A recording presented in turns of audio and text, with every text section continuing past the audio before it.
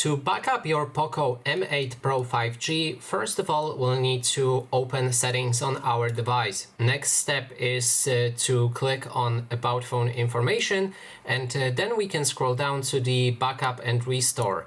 Now, first options are local options, which means you'll need to locally save the backups either on other mobile device or on your computer. If you decide on mobile device, then you can unlock your phone and create a backup. So just choose which items you want to move and then click on backup. That way you will create a backup folder and you can move it to your PC or other device, and it should be stored there. Now, if you will want to restore it, click on Restore button and then put the backups folder inside your device. That way you'll be able to back up everything from it. And other way to do it is to use Xiaomi Cloud. You will need to sign into your Xiaomi account and then you can back up from the cloud.